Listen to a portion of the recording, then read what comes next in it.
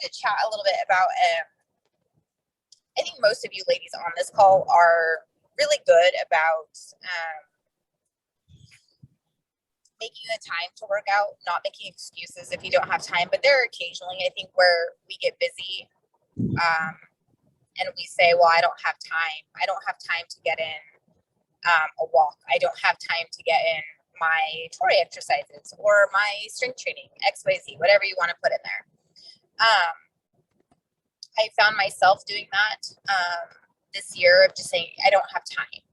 But if you've ever done, like if you've ever sat down and actually like figured out how much time you spend wasting maybe on social media, on your phone, or, you know, sitting down to watch TV. Yes, it's nice to relax every now and then, but is that really a priority? Can you be doing something else instead of watching TV? I mean, there's just so many different things. Like Christy did, I don't know if you guys were on the talk when Christy did her talk about time audit. There was like a webinar or something that she had did. I don't know if it was last month or the month before, but it was a time audit. And it was really good because it was for individuals who feel like they don't have time to meal prep. They don't have time to work out. And she had this neat little graph that kind of helped you with time auditing. And it just, you wrote down how much time did I spend doing this project? How much time did I spend on social media? And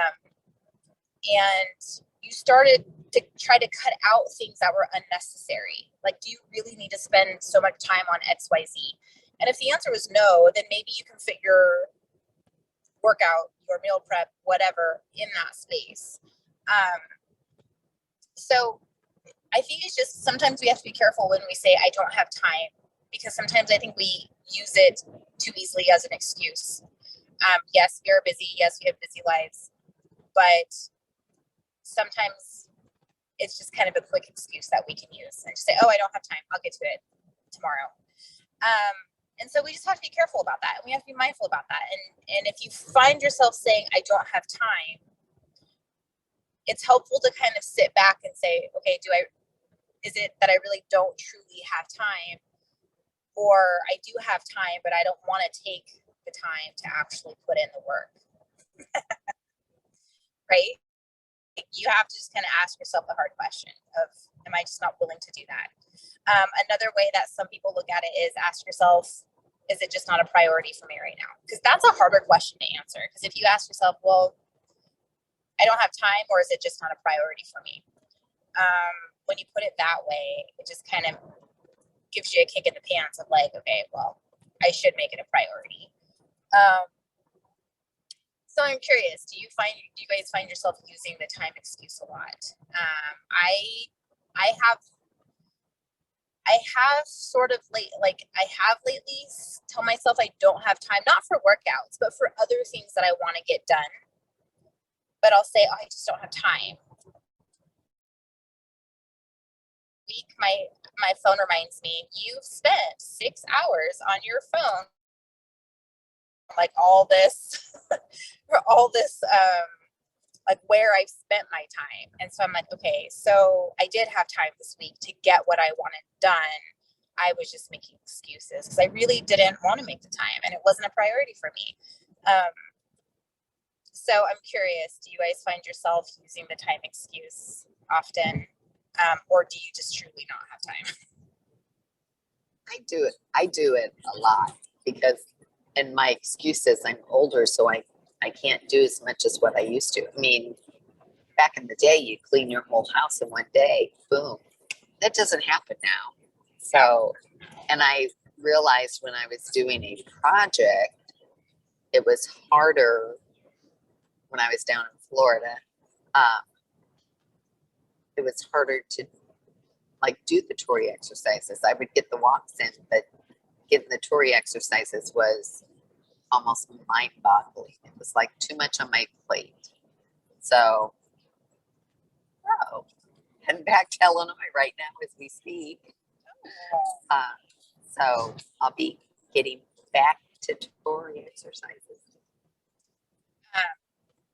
I think you said something too, like too much on your plate. I think too, like too much like overwhelm. I notice sometimes if I do have a lot going on in my day, but it's like spaced out. So like I'll have time in the morning to do things. Maybe I have some meetings, but my meetings are like every other hour, every 2 hours. Like I can fit things in between those meetings or my errands. But the fact that I'm thinking of like, oh, I have to do this, this, this, and this, I get overwhelmed with it. And then I just kind of, it's kind of like that paralysis by analysis type of thing, right? Yeah. So it's kind of like, it's not that I don't have time. I have plenty of time, but I need to almost just sit down and refocus and just maybe put it in my calendar and say, look, you have plenty of time in this spot to do X, Y, Z. So definitely overwhelm can affect that. And I just did the mindset part 3 with Leah, and I think it was pretty much what Christy's talk was about, blocking time. So you're supposed to block all your time, and we're not very good multitaskers. And it was funny because I had just Marco Polo'd her and said, oh man, I was starting to make my breakfast, and then I remembered I wanted to marinate some chicken, and then I needed to unload the dishwasher, and I turn around and there's a chicken sitting on the counter, my breakfast food's, halfway done. And Right. It's like, okay, I'm not a good multitasker anymore. Yeah. And yeah, us women, we like to think we're good multitaskers, but we're really not. My husband likes to remind me that too. It's like, you're not a good multitasker. And it's true. Like we feel like we're getting things done, but then in reality, we're really not. There was a friend, and every time I think about multitasking, I think of her. And it's not really multitasking, I guess, but she has so many irons in the fire. Like she owned a gym, she owned a restaurant, she had 5 kids, has 5 kids. And she was trying to focus on everything at once. But it's like, you can't do that because you're only going to have 10% focus here, 10% focus here, maybe 50, like 30% focus over here. So it's like, you're not giving that any one thing 100% attention because you're always thinking about these things, right? And so that's kind of what happens with multitasking. You're only giving a little bit of your brain power to one thing, and then you lose focus, and then a little bit brain power here and here.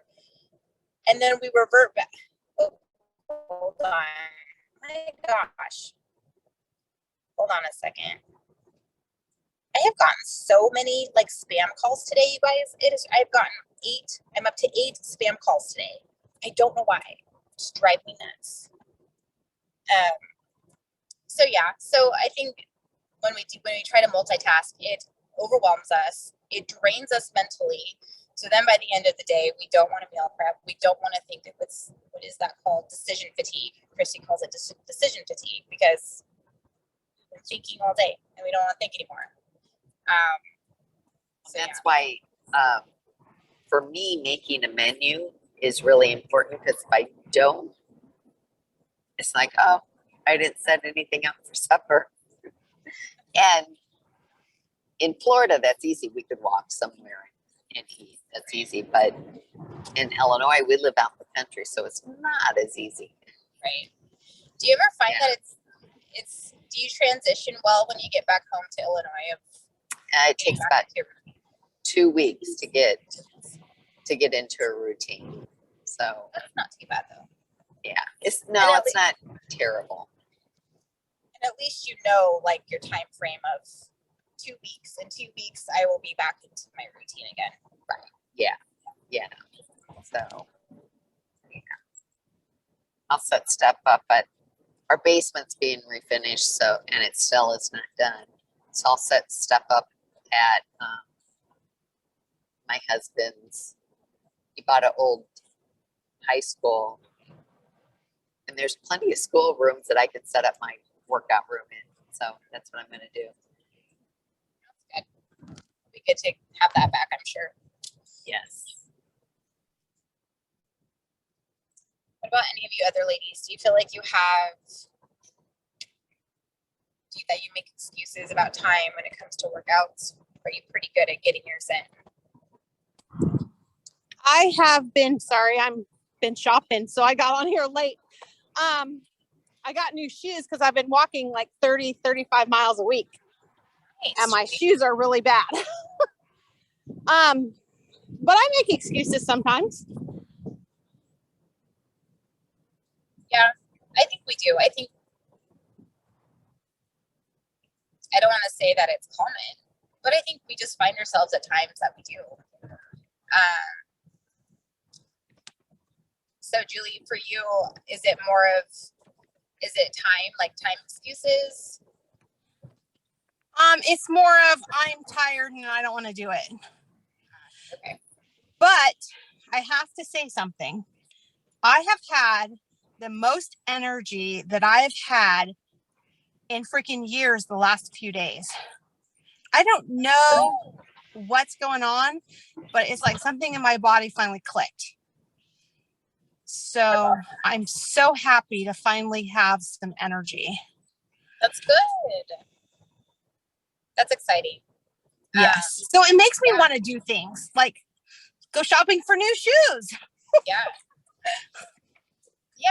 I mean, that's a good reason to get new shoes because you're wearing out your other ones, but then it's also kind of like a reward in a sense, right? Because you're doing the things. So you need to make sure you have good shoes. And yeah, I just bought 2 brand new pairs of Skechers. Actually, I was going to put them on hold because Rack Room Shoes, they do a military discount on Tuesdays. And I was going to have them hold them until tomorrow when my husband could come in because he's the veteran. And she's like, I'll just do it for you today. I was like, seriously? That was nice of her. So I picked them up today.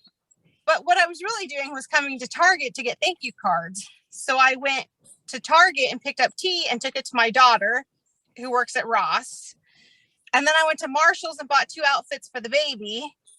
Then I went to Rack Room Shoes and picked up my shoes, and then finally to Target to get the thank you cards. Sounds so like I'm some listening good to you, got all you guys talk while I'm in Target trying to get my thank you cards. That's awesome. movement. I'm for it. Yeah. That's some good fun movement there. Yeah, that's fun movement.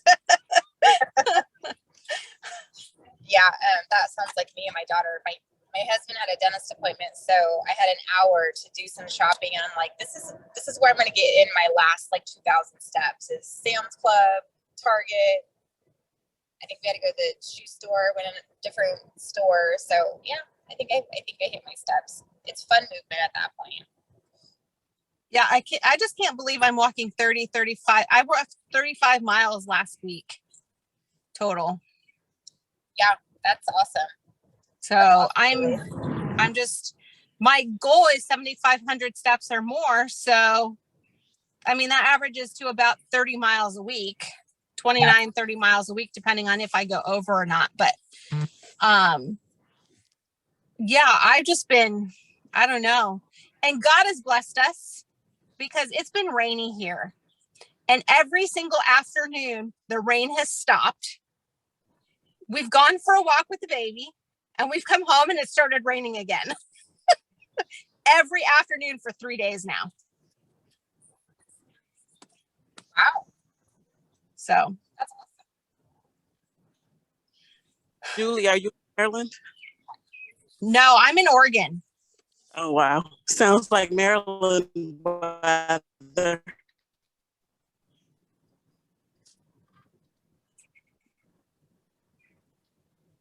But we got no breaks. Just all day pouring. Yeah, so it's gonna. Those are the hardest days to get steps for me. Oh, Sam. Anything else? Well, a couple of those days I was, a couple days previous to that, I was getting my steps in at 11 o'clock at night because I was just drained of energy. So I'm like, I have to get the steps in. I have to. So I'd be walking at 11 o'clock at night on my treadmill trying to get all my steps in. Granted, it's only, 1,500 or 2,000 steps, but still, that's my commitment I made, 7,500 or more every day. So that's good. 11 o'clock at night it is. It reminds me of Brenda. have you guys been following Brenda like on Facebook and Marco Polo? I have. Doing her 10K a day, but hers is the same thing where she doesn't have like she's tired in the morning and she doesn't have like motivation in the morning, and so it's not until like the afternoon that she's scrambling to get in like 9,000 steps or so, and so she's out late at night or she's like with an umbrella because it's raining trying to get in her steps, but she's doing it. She's been doing good. Yeah, she has. I've been following her on there. I have 18 days of solid movement, 7,500 steps or 30 minutes or more a day on my Apple Watch, 18 days straight. So today will be day 19 and I lost 2 pounds. If you didn't see that on the Facebook group. I didn't. And Congratulations. Thank you. And oh, I closed all my rings on my Apple Watch last week. All of them. That's awesome, Julie. I was 1 hour shy the week before. That's hard in my to do, Julie. Stand goals. I was 1 hour shy the week before that. Okay, so explain to me the rings because I don't have that piece of equipment that tracks that. So explain the rings to me. Okay, so you get the rings are 30 minutes or more of exercise. Okay. Then there's a stand ring that you can set. Mine set for 12 hours. So you get up and stand every hour for 12 hours and do something for 5 to 10 minutes. Okay. And the other one is a 500 calorie burn. So burning an extra 500 calories from what you're standing and exercise. Gotcha. Okay. So nice. That's awesome. And I closed all of them. You set the criteria, Sam. Yeah, you set the criteria on how much you burn. I think you can set it for exercise too. And I know you can for the stand goal, but I just, 500 calories is a lot of extra calories to burn because it was set at 690 and I wasn't hitting it at all. So without like excessive exercise, and I don't want to exercise excessively. Right. And so 500 calories seems, and every week, if you hit it every day, at the end of the week, it says, do you want to move it? You hit it, do you want to go to 550? And I'm like, nope. Yeah, 500 calories, that is an extra 500. That's a lot because I have an Oura ring. And so it sets my goal and it depends. It goes off of like my sleep and my recovery. And so if I have good recovery, it sets a minimum of like 350 calories. But if I don't get good sleep, then it'll bump it down to like 250. So that's like my minimum. But they're like lately I've been getting up to like 500 and I'm like moving all day to get up to like 500. So it's a lot of work. It really is a lot of work. But that's good though. Obviously you're seeing like, Yes, I am seeing good results. Maybe not as fast as I would like, but I am seeing them.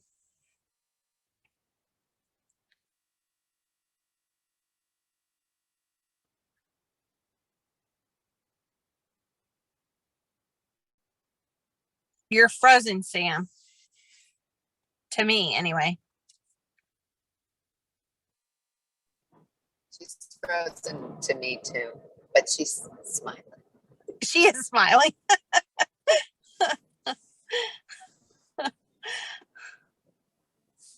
Yep. Oh, now you're not. Hi, I'm back. Hi. I was going through mountains. Okay. Julie, I was saying it could be your energy, like your increase in energy. I know you've been focusing on trying to eat more. So that could be it too, of having that those extra calories for energy.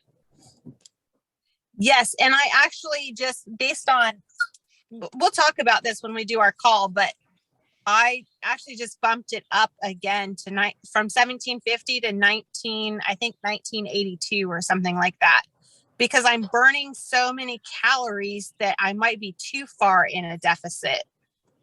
Gotcha. And I don't want to slow my metabolism down even more. Right. Yeah, I'm looking forward to our call and kind of digging deeper in that. But I know Tabby filled me in a little bit on what you're doing. I'm like, it's awesome. So, and the fact that you're seeing the energy levels come up, that's a good thing. Yeah, I will tell you, I did not eat well yesterday or the day before. I had a migraine the day before, and yesterday, probably from having the migraine, I don't think I got in. I know I didn't get in enough calories. So, but I got my steps in, migraine and all. So, that's good.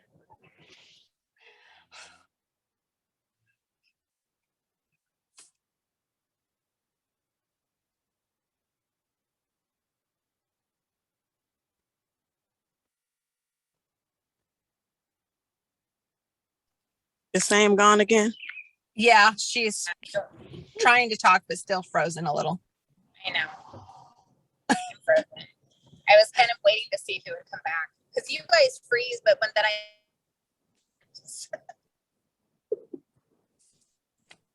Oh, my goodness. Okay, well then I guess I'll let you guys go before I freeze again because I'm gonna freeze up here in a second. Bye.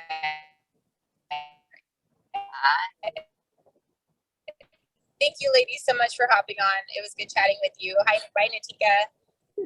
Thanks. Bye.